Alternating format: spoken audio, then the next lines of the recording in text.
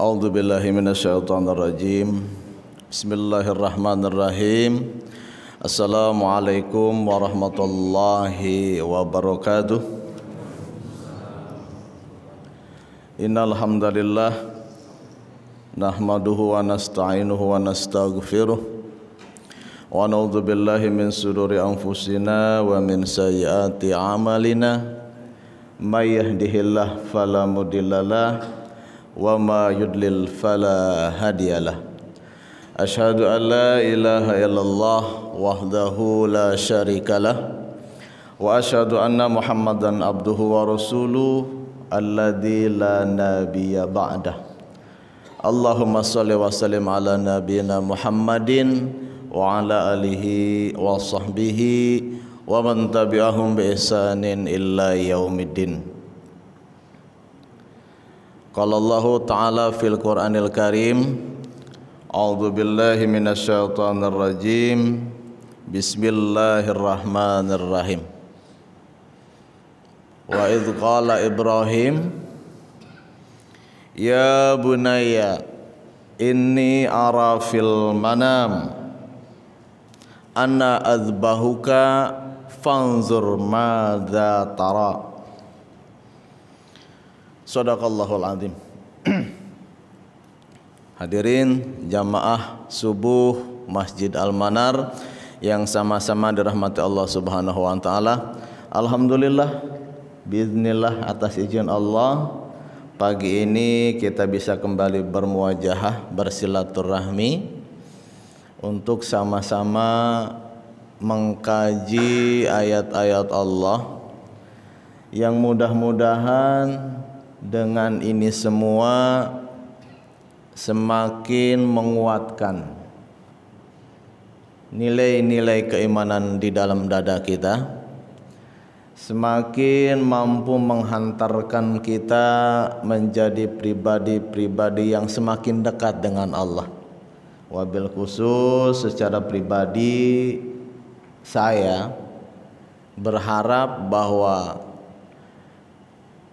dengan kajian-kajian ini menjadi satu ikatan yang akan memperkuat jiwa, hati, mental saya khususnya ya, untuk semakin dekat dengan Allah.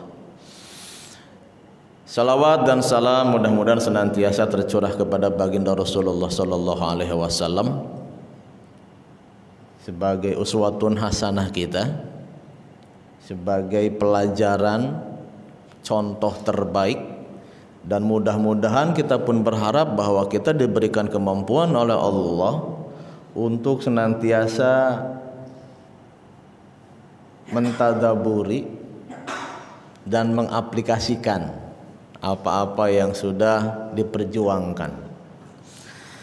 Hadirin, sejatinya pagi ini adalah jadwal Ustadz Arif Susanto, tetapi beliau mengkabari saya tadi malam bahwa beliau sedang kurang sehat. Sudah beberapa hari ini beliau kurang sehat, jadi meminta kepada saya untuk menggantikan atau membadalkan. Mudah-mudahan Ustadz Arif Susanto bisa segera kembali sehat dan beraktivitas sebagaimana biasa. Amin ya rabbal alamin. Hadirin jamaah salat subuh yang dirahmati Allah Subhanahu wa taala, baru saja kita semua umat Islam itu merayakan satu momen penting di dalam kehidupan, satu momen di mana kita kembali diingatkan kepada satu bentuk perjuangan seorang nabi dan rasul Allah yang bernama Ibrahim alaihissalam. Dan momentum Idul Adha ini adalah momentum yang secara tidak langsung itu tidak bisa dipisahkan dari Ibrahim alaihissalam. di mana orang berbicara tentang Idul Adha dengan serangkaian kurbannya, dengan serangkaian ibadah hajinya, itu adalah satu momentum di mana sosok Ibrahim alaihissalam itu menjadi pilar, menjadi satu alat ukur dan menjadi satu standar.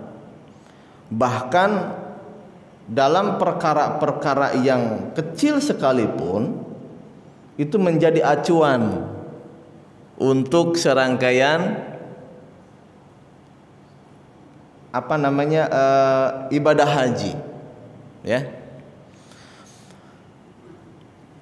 Secara pribadi saya ketika bertemu dengan momentum Idul Adha itu selalu ada sesuatu yang menjadi ketakjuban, Pak. Ada sesuatu yang selalu menjadi ketakjuban dan hampir sulit diterima oleh akal sehat kita, ya, sebagai manusia gitu ya, sebagai manusia. Bagaimana proses Ibrahim mengaplikasikan nilai-nilai keimanan? Kalau hari ini kita bertemu dengan momentum di mana di hari raya Idul Adha kita menyembelih hewan kurban, sesungguhnya itu adalah satu bentuk aplikasi akidah yang teramat sangat tinggi. Satu aplikasi akidah yang sangat dalam dan tidak mudah untuk kita aplikasikan. Sesungguhnya kalau kita melihat kepada latar belakang terjadinya prosesi kurban, ya. Ibrahim menjadi ulul azmi, satu dari sekian banyak nabi dan rasul yang Allah uji dengan ujian yang sangat luar biasa. Dan Ibrahim sendiri namanya itu senantiasa kita baca di setiap saat. Kenapa? Karena Ibrahim adalah satu contoh yang baik bagi kalian, kata Allah di dalam Al-Quran. Di dalam sholat, bil khusus di bagian tahiyat akhir sebelum salam, di sana kita senantiasa menyebutkan atau menyampaikan sholawat kepada Rasulullah Muhammad dan Ibrahim. Itu satu tanda bahwa sosok Ibrahim secara pribadi itu menjadi sosok yang istimewa dalam pandangan Allah.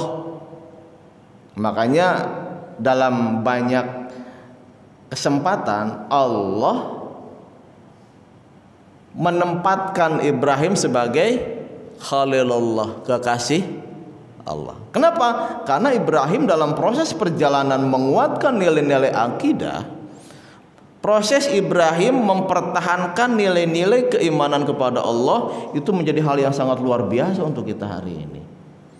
Nah, insya Allah pagi ini kita akan mencoba mengambil tidak banyak, mungkin 2 atau 3 hikmah daripada proses pengorbanan Ibrahim dalam rangka mengabdi kepada Allah.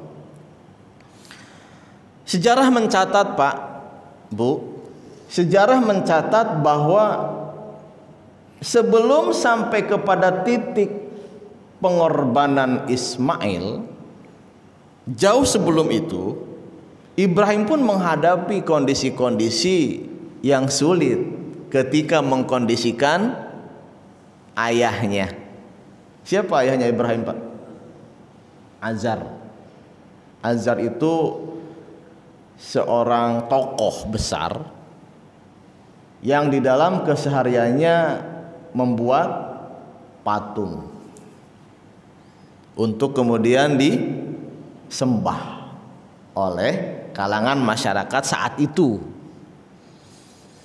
Dan ketika Ibrahim menyampaikan risalah, menyampaikan ayat, mendakwahkan Islam, wabil khusus kepada bapaknya Azar, itu menghadapi tantangan dan penolakan yang tidak main-main.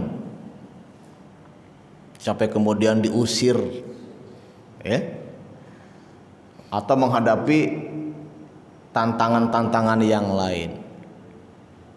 Bahkan ketika Ibrahim mencoba meluaskan nilai-nilai dakwah kepada konsep yang lebih luas dan dihadapkan kepada saat itu siapa raja penguasanya?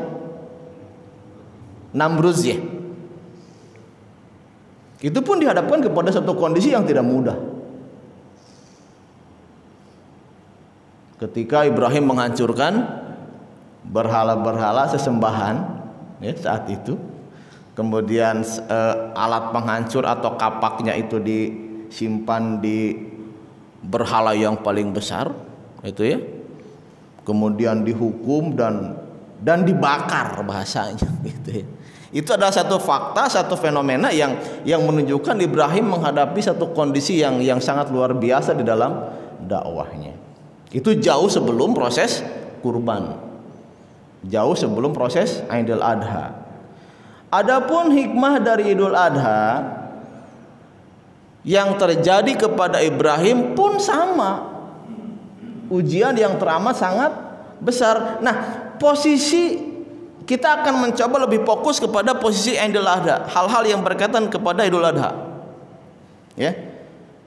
Sebelum terjadinya prosesi kurban, Ibrahim menerima wahyu dari Allah bahwa Ibrahim harus menempatkan anak dan istrinya di satu lembah yang tandus, yang tidak ada orang, yang tidak ada sumber air, yang di dalam Quran disebut sebagai lembah Bakah, yang kita kenal hari ini sebagai Makkah, ya. Ketika datang perintah itu, terjadi polemik di dalam diri Ibrahim. Bagaimana tidak menjadi polemik, Pak? Ibrahim harus menempatkan istrinya Siti Hajar dan Ismail yang masih merah. Ismail yang masih merah, masih sangat bayi. Kenapa? Lagi-lagi untuk menguji nilai-nilai keimanan Ibrahim. Dan Ibrahim itu bisa membawa, bisa tetap melaksanakan perintah Allah di dalam mimpinya. Walaupun pada saat yang bersamaan Ibrahim sebagai seorang suami, sebagai seorang ayah, ada rasa tidak tega, ada rasa kasihan, ada rasa sayang kepada anak dan istrinya. Tetapi Ibrahim tetap menjalankan perintah Allah. Karena sebagaimana Rasulullah, Ibrahim pun ada 3 hal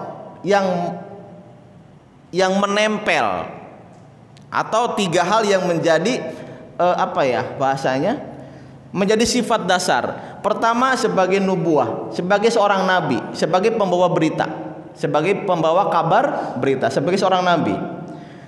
Ibrahim pun sebagai seorang rasul, sebagai pembawa risalah.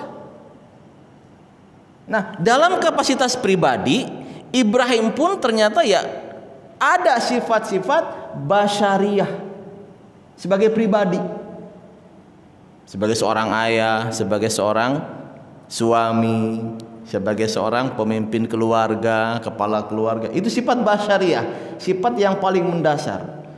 Dan ketika muncul sifat basyariahnya, terjadi pergolakan antara mentaati perintah Allah dan sisi sebagai seorang ayah. Makanya ketika Siti Hajar berteriak, "Ibrahim, apakah kamu akan meninggalkan aku dan anakmu di tempat yang tandus ini?" Apa jawaban Ibrahim sebagai basyariah, sebagai pribadi? Siti Hajar, siapa orangnya? yang tega meninggalkan istri dan anaknya di tempat yang kering kerontang seperti ini. Itu jawaban Ibrahim sebagai basyariahnya, sebagai pribadinya. Tetapi ketika berkaitan dengan perintah Allah, dengan sifat kerasulannya, Ibrahim tetap bertahan menjalankan perintah itu. Dan ketika Siti Hajar bertanya, Ibrahim, apakah ini perintah Allah? Ya, ini perintah Allah. Disampaikan kepada Siti Hajar bahwa ini adalah perintah Allah.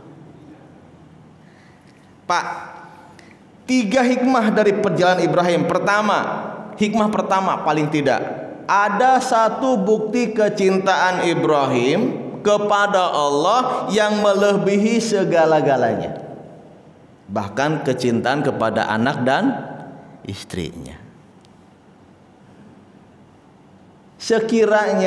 Sekiranya perintah itu datang kepada kita hari ini, kira-kira apa respon kita? Anggaplah perintah itu datang kepada saya, Anton, bawa anak dan istrimu ke satu tempat yang sangat asing, yang di sana tidak ada sumber air, tidak ada sumber makanan, tidak ada tumbuhan yang tandus. Jangankan untuk kondisi seperti itu, Pak. Hari ini anggaplah saya dan anak saya diperintahkan untuk diam di satu tempat yang asing, itu belum tentu kita bisa langsung menerima dan melaksanakan perintah itu. Kenapa? Karena sisi logika rasa kita sebagai basyariahnya lebih dominan. Maka secara pribadi saya melihat sisi ini adalah sisi yang harus ada pada pribadi seorang mukmin. Kecintaan Ibrahim kepada Allah sampai mampu mengalahkan rasa dan logika. Kecintaan Ibrahim kepada Allah dalam rangka mentaati perintah Allah mampu mengalahkan rasa dan logika sebagai seorang suami, sebagai seorang ayah. Rasa-rasanya tidak banyak. Kalaupun ada, tidak banyak orang-orang yang seperti itu. Kecintaan Ibrahim kepada Allah dengan landasan akidah yang benar itu mampu menghantarkan Ibrahim melakukan sesuatu di luar nalar, di luar naluri kita. Allah memerintahkan aku, kata Ibrahim, untuk menempatkan kalian berdua di tempat ini, dan aku akan kembali ke Palestina. Apa jawaban Siti Hajar saat itu, Pak? Wahai Ibrahim, kalau benar ini adalah perintah Allah, saya tidak takut, saya tidak khawatir. Karena apapun perintah Allah, sungguh pun di luar logika, sungguh pun di luar akal sehat, pasti akan ada hikmah, pasti akan ada kebaikan. Keyakinan yang sangat kuat di dalam diri Siti Hajar ketika menerima perintah dari Ibrahim. Seorang istri dengan segala kondisinya yang notabene secara fisikly itu lemah, dengan anak bayi yang masih merah, ditempatkan di suatu kondisi yang luar biasa, muncul kekaguman di dalam diri kita. Subhanallah.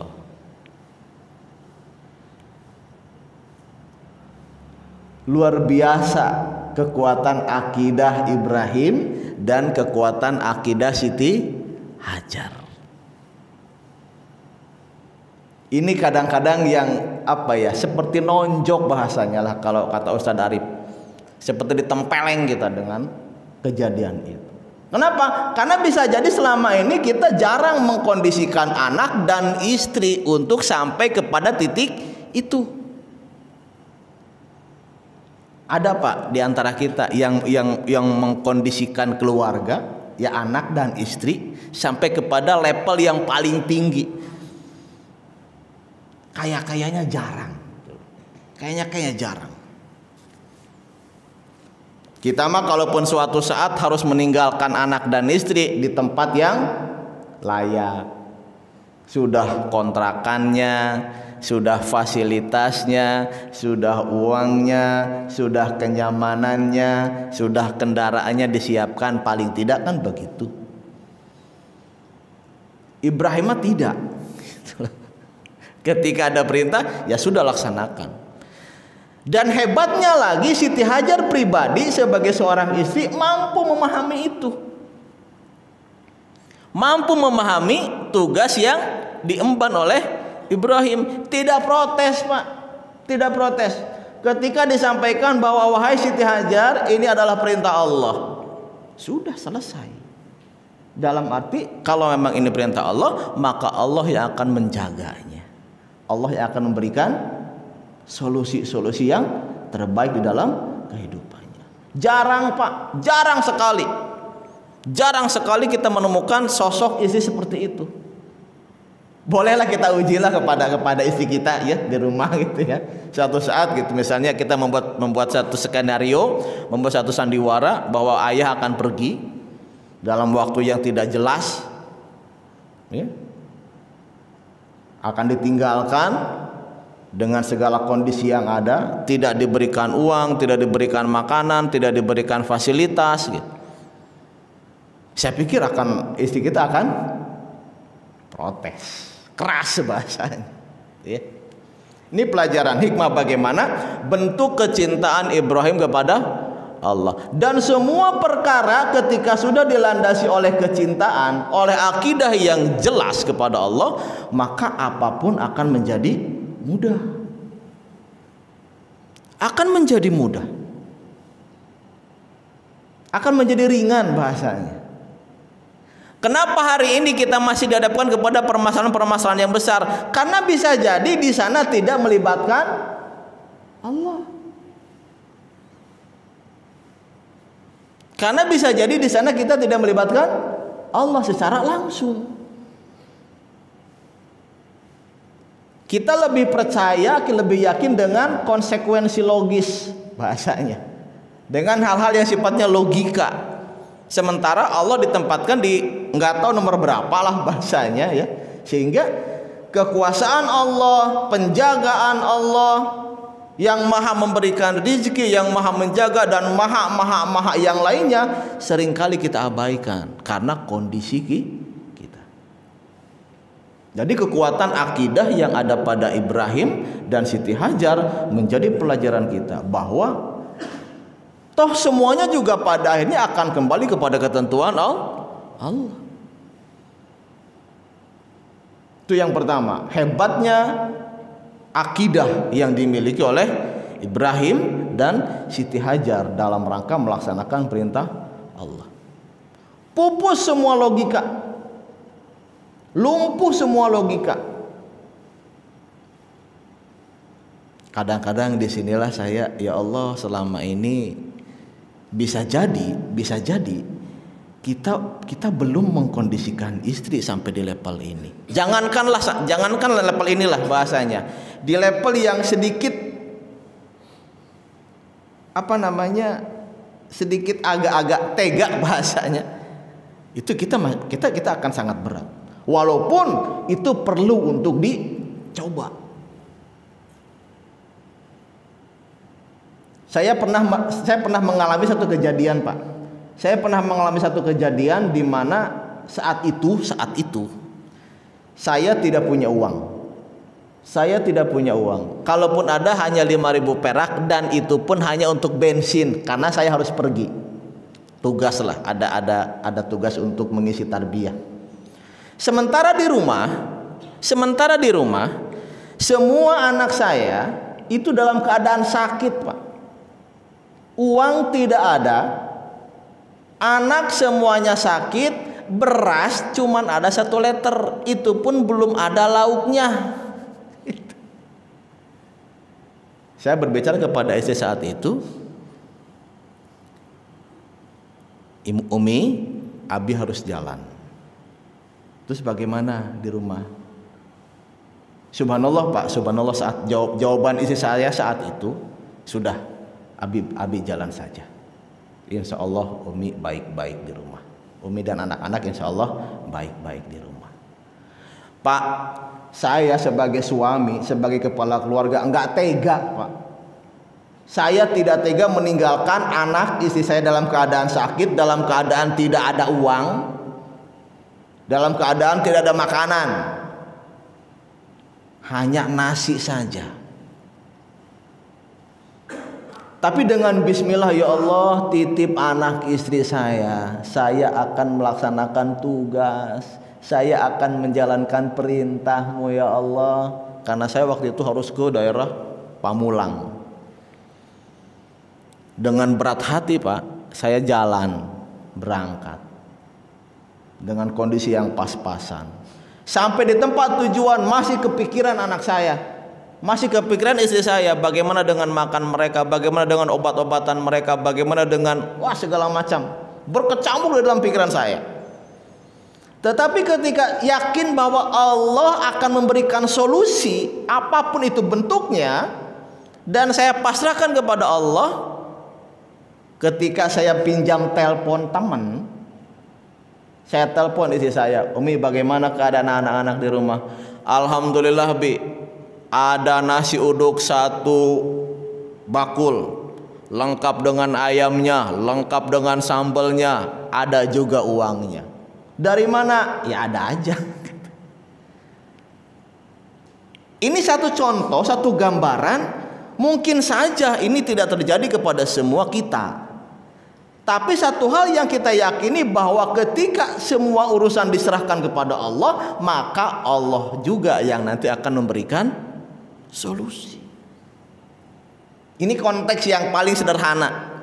Ini konteks yang paling sederhana, yang sangat jauh daripada gambaran Ibrahim. Kekuatan akidah, kekuatan keyakinan dan kepercayaan yang diserahkan total kepada Allah. Saya yakin di antara kita mungkin pernah juga mengalami hal-hal seperti itu. Ketika semua urusan, ketika pemikiran kita sudah buntu dan diserahkan kepada Allah, maka akan ada solusi-solusi min haitsu la yahtasib. Allah memberikan solusi dari arah yang tidak disangka-sangka. Itu yang pertama. Hikmah kedua dari pengorbanan Ibrahim, pentingnya keikhlasan dalam segala hal. Ikhlas itu apa Pak? Ikhlas itu tetap melaksanakan perintah, tetap berada dalam koridor perintah walaupun berat. Jadi ikhlas itu tidak bisa diterjemahkan sebagai sesuatu hal yang rela, ikhlas, indah, ringan, tidak.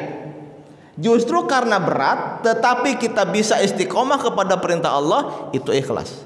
Maka ada bahasa infiru khifafau wathiqala. Berjalanlah kamu, berangkatlah kamu baik dalam keadaan ringan atau berat. Berjalanlah kamu, tetaplah kamu berada dalam ketaatan kepada Allah walaupun itu berat. Itu ikhlas. Kadang-kadang hari ini kita mendefinisikan ikhlas itu ringan, tidak ada beban, kan begitu? Padahal ketika kita melakukan sesuatu dan itu dirasakan sangat berat karena ada kondisi-kondisi yang menjadi latar belakang, tetapi kita tetap bisa istiqomah, tetap kita menjalankan, itulah ikhlas. Infiru khifafa wasiqala. Berjalanlah kamu, berangkatlah kamu walau dalam keadaan ringan atau berat. Artinya apa? Dalam kondisi apapun yang namanya perintah Allah tetap dijalankan. Itu ikhlas. Bagaimana ikhlasnya Ibrahim? Bagaimana ikhlasnya Siti Hajar?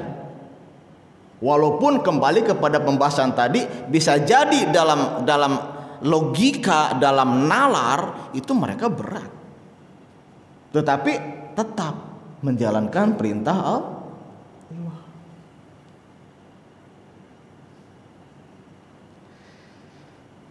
Ibrahim, Siti Hajar, bahkan Ismail itu sepakat untuk ikhlas. Hebat, Pak. Sepakat untuk ikhlas. Suami, istri, anak sepakat untuk ikhlas. Karena tidak menutup kemungkinan kalau konteks ini ditarik kepada kita hari ini, mungkin saja suaminya ikhlas, tapi istrinya belum.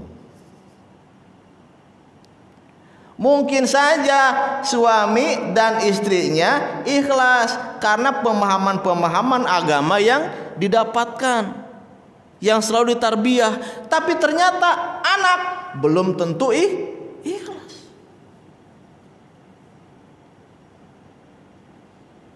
Dan ini akan menjadi hambatan, Pak. Akan menjadi hambatan. Suami atau kita sebagai kepala keluarga yakin dengan satu prinsip, misalnya ya, dengan beribadah, dengan ketaatan, dengan sami'na wa ata'na, dengan segala program-program yang disepakati, kita yakin bahwa ini adalah satu bentuk ibadah. Istri pun sesuai dengan arahan dan pembinaan kita yang kita lakukan secara berkala, paham dengan itu, siap untuk ikhlas, siap untuk berproses, siap untuk melaksanakan. Tapi belum tentu yang namanya anak. Tantangan kita hari ini adalah bagaimana kita mengkondisikan anak supaya pola pikirnya sama dengan kita. Saya jadi teringat dengan bahasa sahabat, Pak. Didiklah anak-anakmu, ajarkan anak-anakmu ilmu agama yang lebih kuat. Kenapa? Karena mereka akan hidup pada zaman yang berbeda dengan kamu. Kalau hari ini dengan segala keilmuan yang kita miliki, kita bisa istiqomah, kita bisa memaksakan diri untuk beribadah, kita masih bisa memaksakan untuk tahajud, untuk melakukan aktivitas amar ma'ruf nahi munkar, karena memang kita punya background itu. Tetapi hal itu belum tentu terjadi kepada anak kita. Ini tantangan yang sangat luar biasa Pak hari ini. Ya. Bagaimana membentuk satu karakter, satu kondisi di mana suami, istri dan anak ikhlas dengan satu keadaan, dengan satu perintah.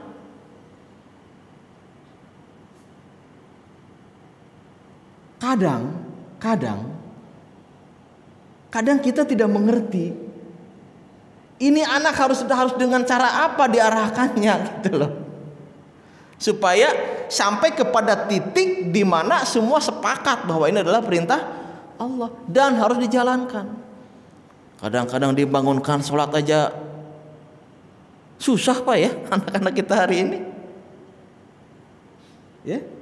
Itu satu kondisi yang memang harus diusahakan. Bagaimana ikhlasnya Ibrahim, bagaimana ikhlasnya Siti Hajar dalam melaksanakan perintah Allah. Dan itu adalah buah dari tarbiyah. Ikhlasnya Siti Hajar buah dari tarbiyah yang dilakukan oleh Ibrahim. Proses pendidikan, tarbiyah, diberikan pemahaman, ngaji lah, buah dari ngaji bahasanya kalau bahasa kita. Sementara anak-anak kita tidak mudah menerima itu. Bahkan untuk diarahkan ke pengajian saja, ya Allahu Robbi, ya, seperti menggiring kucing untuk mandi bahasanya. Susahnya minta ampun. Karena memang mereka berbeda tantangannya. Ya, itu adalah hikmah yang kedua tentang pentingnya keikhlasan dalam segala hal. Yang ketiga, keberhasilan mendidik, keberhasilan pendidikan dalam keluarga. Apa yang terjadi kepada Ibrahim, Siti Hajar dan Ismail adalah wujud nyata dari keberhasilan pendidikan dalam keluarga. Apa buktinya? Ketika Ibrahim menyampaikan kepada Ismail, ya bunayya, ini arafil manam. Kata Ibrahim, wahai anakku, sesungguhnya aku melihat di dalam mimpi, di dalam tidur. Ini arafil manam, sesungguhnya aku melihat di dalam tidurku bahwa ana azbahuka, aku menyembelih engkau, aku memotong engkau. Fanzur madza tara, maka lihatlah apa pendapatmu, maka fikirkanlah apa pendapatmu. Satu pola komunikasi yang sangat indah dari Ibrahim kepada Ismail. Jarang Pak kita bisa menyampaikan, jarang kita bisa memberikan atau mungkin mengkomunikasikan sesuatu yang sangat berat kepada anak kita. Kenapa? Karena ketika anak kita menolak, kita akan lemah. Begitu biasanya. Ketika anak tidak berminat, ketika anak tidak berkenan, kita akan kalah. Kenapa? Karena mereka punya argumen yang lebih kuat, misalnya begitu. Banyak kan kejadian seperti itu. Suruh sekolah, sudah mendingan kesini saja, berharap ini tuh sekolah lebih baik Oh enggak Pak, di sana lebih bagus Nah, itu contoh. Dan kita seringkali kalah. Apa jawaban Ismail? Ketika Ibrahim menyampaikan pesan dari Allah lewat mimpinya, ya abatif'al ma tu'maru, Bapak sok geura laksanakeun apa-apa yang diperintahkan Allah. Bapak segera laksanakan apa yang Allah perintahkan. Satajiduni insyaallah minas sabirin. Mudah-mudahan Bapak, mudah-mudahan saya termasuk orang-orang yang sabar. Itu adalah hasil tarbiyah. Tarbiyah siapa? Tarbiyah Siti Hajar. Dari mana Siti Hajar mendapatkan tarbiyah? Dari Ibrahim. Ibrahim mentarbiyah Siti Hajar mentarbiyah Ismail. Karena sesaat setelah Nabi Ibrahim meninggalkan Siti Hajar dan Ismail, itu waktunya ternyata lama. Bukan 1-2 tahun Pak. Di dalam Quran dinyatakan bahwa ketika anak itu sampai kepada usia untuk bisa berusaha, jadi Ismailnya itu bukan masih kecil, tetapi Ismailnya sudah sampai pada usia mampu berusaha. Paling tidak sudah dalam kategori baligh. Ya mungkin 12 atau 15 tahun. Kalau ukuran kita hari ini. Ketika Ismail sudah sampai kepada usia bisa berusaha sendiri, maka datang kejadian ini. Nah, proses itulah yang dilakukan oleh Ibunda Hajar kepada Ismail. Proses tarbiyah, proses pendidikan dalam keluarga. Atau kita mengenalnya dengan bahasa tarbiyah usrah. Suka Pak tarbiyah usrah? Pendidikan tarbiyah kepada anak dan istri. Kalau kepada istri mungkin lebih mudah.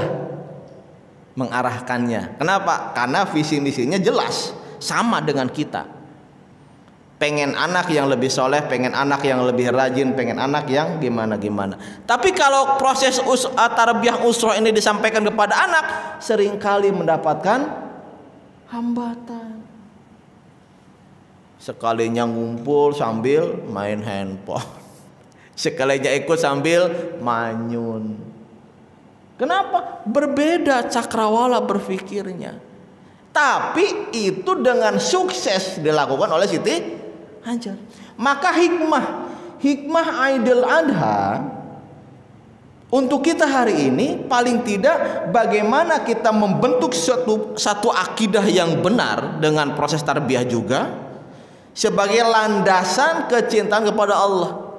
Karena tanpa akidah tidak akan muncul kecintaan kepada Allah yang hebat. Seringkali kita dikalahkan oleh hal-hal yang lain. Poin pertama, kuatan akidah. Hikmah dari Idul Adha. Yang kedua, pentingnya keikhlasan dalam segala hal, semuanya. Secara pribadi kita pun hari ini sebagai seorang suami atau kepala keluarga butuh keikhlasan, butuh ditempa mentalnya, butuh ditarbiyah mentalnya supaya ikhlas dalam menjalani seluruh perintah Allah. Sama istri pun butuh itu supaya sepakat. Jangan sampai kita menjadi orang-orang yang satu sisi suaminya atau istrinya kuat akidahnya, tapi pasangannya menjadi lemah karena keadaan. Dulu ada Siti Asyiyah yang bersuamikan Fir'aun. Dulu ada Nabiullah Nuh alaihi salam dengan segala ketaatan kepada Allah yang beristrikan orang-orang yang menghambat. Sama lah. Artinya bagaimana kita membangun proses tarbiyah sampai munculnya nilai-nilai keikhlasan di dalam keluarga kita. Ini PR besar, Pak. PR besar. Yang ketiga hikmahnya adalah bagaimana keberhasilan pendidikan dalam keluarga. Kalau ini tidak diprogram, Pak, kalau tidak diprogram, kalau tidak dicanangkan dengan sangat-sangat baik, ini akan sangat sulit, Pak. Apalagi kondisi anak-anak hari ini dengan segala kondisi dan tantangannya. Mungkin salah satu hal yang memudahkan kita untuk bisa masuk ke dalam proses tarbiyah secara tidak langsung di dalam hidup, karena memang tantangan kita saat itu zaman dulu mungkin tidak seperti hari ini. Semuanya serba gadget hari ini. Mau apapun gadget hari ini. Dulu kita mana ada gadget. Paling banter ujian-ujian kita ya paling seputar lingkungan. Dan kita bisa berhasil melalui itu gitu sampai dengan hari ini.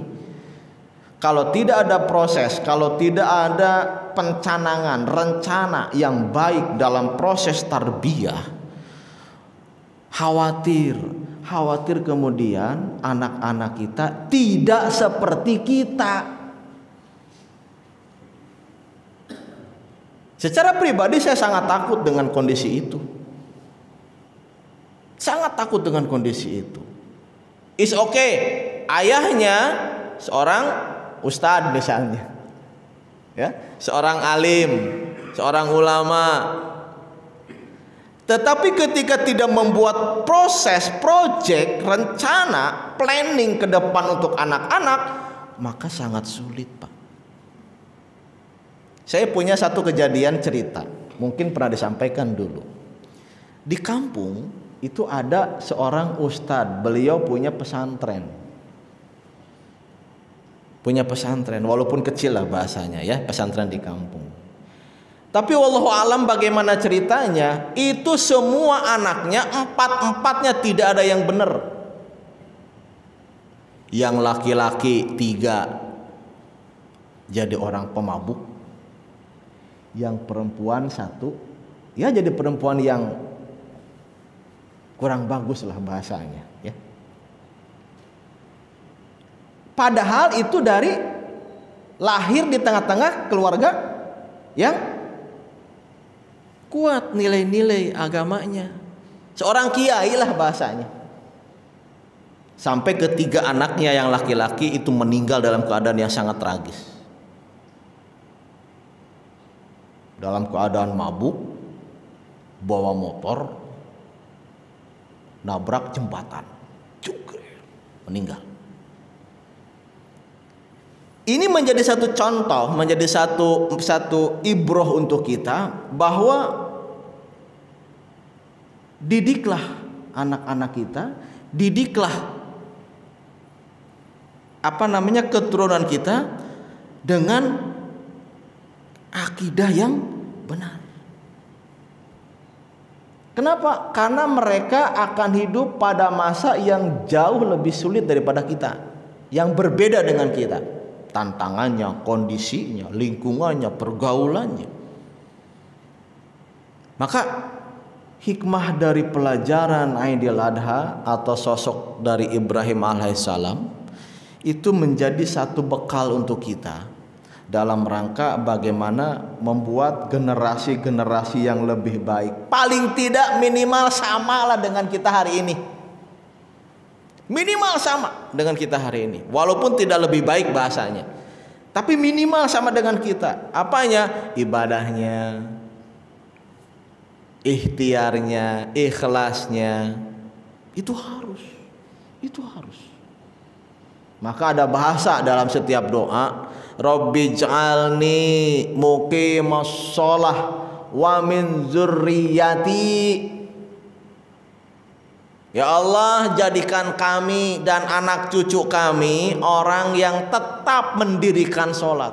Karena sangat mungkin mereka tidak melakukan itu lagi satu saat nanti kalau kita tidak mentarbiyah mereka. Maka pada akhirnya dengan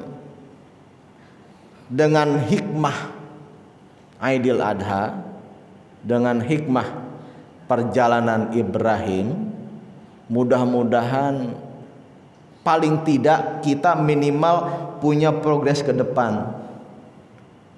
Ada rencana apa Pak untuk anak-anak kita hari ini, minggu ini, bulan ini, tahun ini? Ada rencana apa? Minimal mereka juz amaknya, minimal mereka ada hafalan tambahan sampai 1 juz misalnya. Minimal mereka tahajudnya bisa seminggu sekali paling tidak. Minimal mereka subuhnya bisa berjamaah. Minimal mereka tarbiyahnya paling tidak seminggu 2 kali atau seminggu sekali. Itu harus diprogres Pak. Harus diprogres. Untuk apa? Supaya anak kita tidak lepas daripada koridor-koridor yang sudah ditetapkan oleh Allah.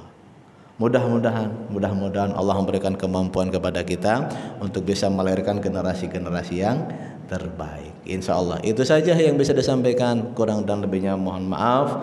Aqulu qouli hadza astaghfirullahaladzim li wa lakum. Assalamualaikum warahmatullahi wabarakatuh.